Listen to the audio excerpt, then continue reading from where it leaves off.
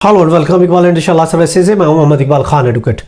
आज का जो हमारा लीगल लेक्चर है वो है बीवी के बारे में, बीवी की किस्में। वैसे अगर हम जनरल हालात में किसी और टाइम हम लेक्चर इस टॉपिक पर देंगे जिसमें मुख्तलिफ किस्म की बीवियाँ हो सकती हैं। हम आम जनरल अगर हम टॉपिक पे बात करते हैं, party wife, dictionary wife, boxing wife, office wife, patient wife और डस्टबिन वाइफ और इसके अलावा गुड वाइफ, ये मुख्तलिफ किस्म की बीवी जनरल हालात में।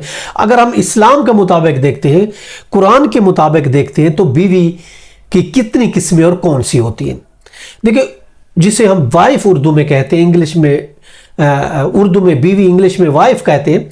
कुरान मजीद में बीवी के लिए 3 अल्फाज इस्तेमाल हुए। पहला लफ्ज इमराता, दूसरा लफ्ज ज़ौजाता, तीसरा साहिबा था।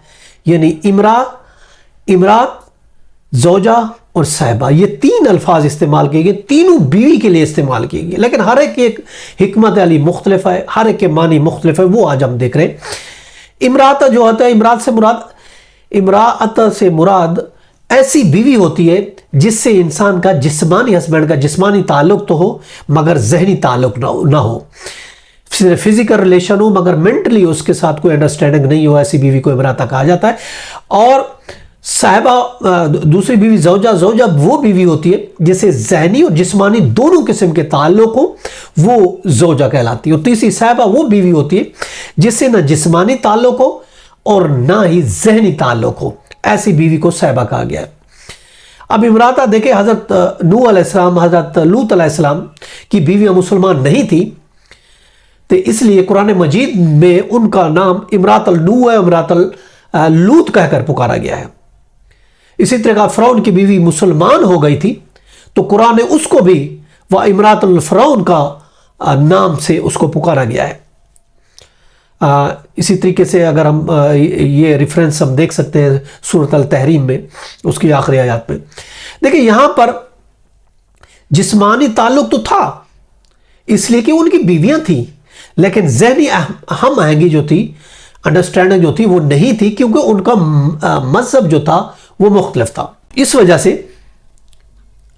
उनका मजहब जो था वो मुख्तलिफ था। ये एक सबसे बड़ी बात है। ये अजीब बात है कि हज़रत ज़करिया अलैहिस्सलाम की अगर हम बात करते हैं, जब औलाद नहीं हुई थी तो बोला गया वह उमराती याकरा, और जब औलाद मिल गई तो फिर वहबना लहू यहया वअसलना के ज़ौजा, फिर ज़ौजा का नाम दिया गया, उसको ज़ौजा के नाम से पुकारा गया।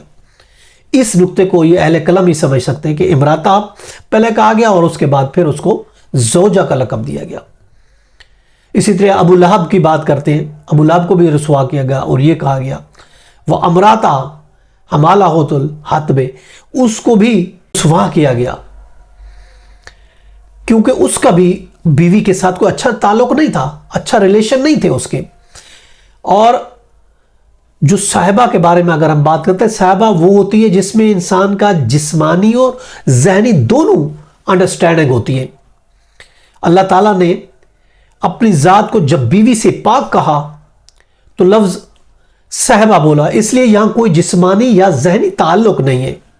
इस तरह मैदान हशर में बीवी से कोई जिस्मानी या ज़हनी किसी किस्म का कोई ताल्लुक नहीं होगा तो उसके लिए डिफरेंस नाम बोला गया, साहिबा बोला गया उसके लिए, इसलिए कि कोई जिस्मानी या ज़हनी ताल्लुक उस दिन नहीं होगा बीवी के साथ। अन्नकून लहू वलदन वलम नकुन लहू साहिबा, साहिबा का नाम दिया गया।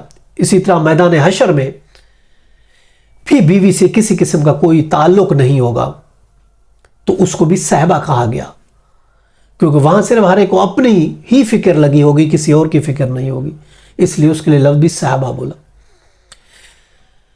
अब लफ्ज़ सारे मानी सबका एक है, चाहे अमराता है, चाहे ज़ौजा है, चाहे साहिबा है, सब एक ही लफ्ज़, सब मानी उसकी बीवी के ही होती है। लेकिन अल्लाह तबारक व तआला ने अपने कलाम में कोई हिकमत अमली रखी है कि हर लफ्ज़ का इस्तेमाल एक तरीके से किया है और उसके पीछे कोई हिकमत अमली है अल्लाह ताला की, जो कि आम इंसान नहीं समझ सकता। इसलिए हमने एक मुख्तसर सा एक डिटेल बताई कि इमराता हो जिसमें जिस्मानी रिलेशन हो, ذہنی نہ ہو، زوجہ وہ بیوی جس میں جسمانی بھی ہو اور ذہنی بھی ریلیشن ہو، اور اس کے علاوہ صاحبہ. اس لیے آج ہم نے یہ 3 بیویوں کے اسلامک ہسٹری کے حساب سے، قرآن مجید کے حساب سے 3 قسمیں ہم نے اس لیگل لیکچر میں ڈسکس کی. یہ تھا ہمارا آج کا لیگل لیکچر. اس کے ساتھ اجازت کر پھر ملیں گے. اپنا اور اپنے گردوں کا بہت خیال رکھیے گا. Have a nice day. Allah حافظ.